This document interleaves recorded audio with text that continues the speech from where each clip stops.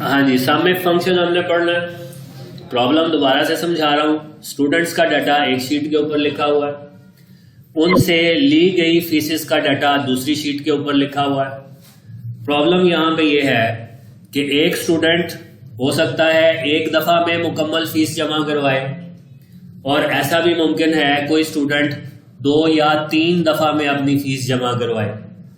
तो हमने इस शीट के ऊपर, जिसके ऊपर हमने फीसिस का डाटा लिखना है रिसीव की हुई, हमें यहां से स्टूडेंट्स की जो शीट है उसके ऊपर रोल नंबर वाइज फीस को क्या करवाना है, जमा करवाना है। फंक्शन कौन सा लगेगा? सम इफ लगेगा इस शीट के ऊपर। फीस का डाटा हमारे पास पड़ा हुआ है सेकंड शीट के ऊपर। आसान तरीका आप लोगों को बताया हुआ है। जब कैलकुलेशन किसी दूसरी शीट के ऊपर करवानी है तो आप नेम्स डिफाइन करवाएं।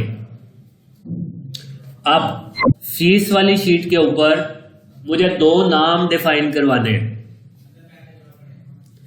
एक पहला नाम तो उस कॉलम का नाम डिफाइन होगा जिसको हमने जमा करना है। पहला नेम उस कॉलम का डिफाइन करेंगे जिसकी वैल्यूज को हमने क्या करना है, जमा करना।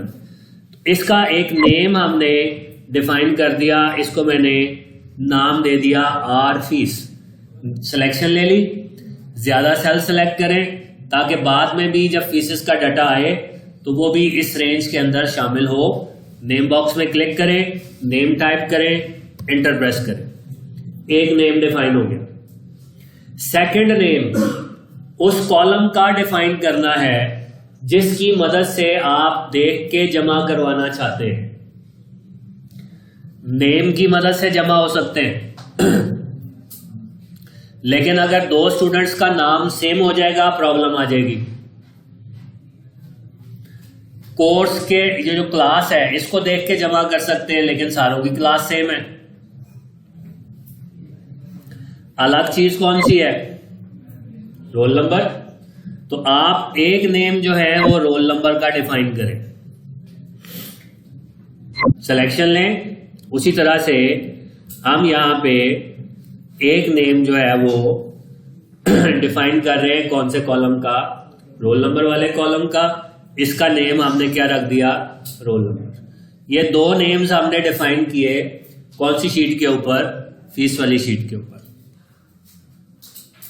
दोनों काम करने के बाद आपने इसमें जो ख्याल रखना है वो ये रखना है, जितने सेल्स आपने सिलेक्ट किए हुए रोल नंबर के नेम डिफाइन करते हुए एग्जैक्ट उतने ही सेल सिलेक्ट करने हैं दूसरा नेम डिफाइन करते हुए। रिसीव्ड फीस, एक नेम इसका भी तो डिफाइन किया ना। दोनों में सेल्स की तादाद सेम होनी चाहिए। जब सेल्स की तादाद में मसला आएगा तो एन मुमकिन है हमारा ये फंक्शन जो है वो प्रॉब्लम क्रिएट करे। ठीक है, कितने सेल्स इजाफी सिलेक्ट किए हुए? 1 2 3 4 5। सेम यही काम हम यहां पे देख लेते हैं। कितने सेल्स इजाफी सिलेक्ट किए हुए? 1 2 3 4 5। इसका मतलब है इक्वल रेंजेस है। अब हमने आ जाना है स्टूडेंट वाली शीट के ऊपर। यहां पे रिसीव्ड फीस के कॉलम के ऊपर काम होना है। फंक्शन आपको बताया, कौन सा लगाओगे आप? सम इफ। स्टार्ट करें। 3 पैरामीटर्स या 3 आर्गुमेंट्स इसको आपने देने। सबसे पहले सेकंड शीट के ऊपर जो नाम हमने रोल नंबर्स का डिफाइन किया था वो नाम हमने देना है ताकि सारे रोल नंबर्स इसकी रेंज में आ जाए। ये जो नाम हमने रोल नंबर दिया ये कौन सी शीट के ऊपर से दिया? फीस वाली शीट के ऊपर से, जितने एरिया का हमने नाम रखा हुआ।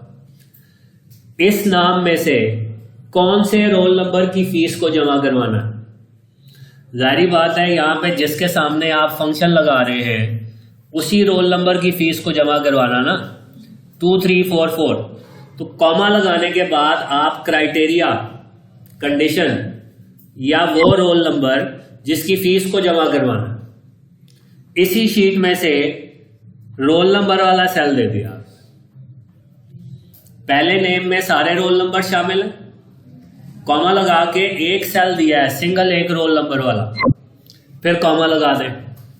अब जिस कॉलम में से डाटा को जमा करवाना है उसका नाम हमने क्या रखा था, आर फीस, वो दें, ब्रैकेट क्लोज करें, एंटर का बटन दबाएं, देखें उसने 2344 की फीस को जमा कर दिया।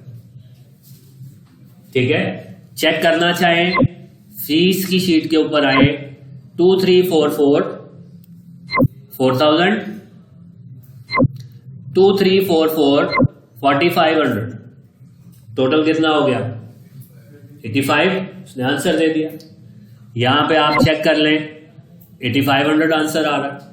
यही काम, यही फंक्शन नीचे कॉपी करवा दें, जिसने जितनी जितनी फीस दी होगी वो जमा करके आपको शो करवा देगा।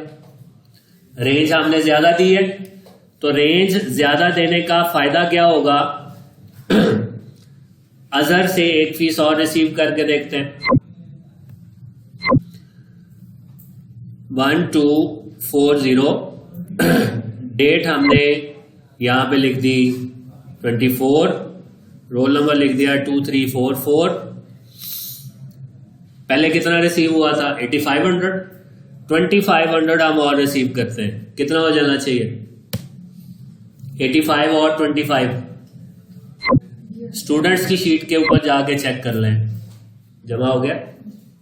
रेंज ज्यादा देने का फायदा, जिस भी स्टूडेंट की फीस अब हमारे पास यहां पे रिसीव होगी वो ऑटोमेटिकली स्टूडेंट वाली शीट के ऊपर रोल नंबर के हिसाब से रिसीव्ड फीस में सम इफ के फंक्शन की मदद से उस सेलेक्टिव रोल नंबर की फीस को जमा करेगा।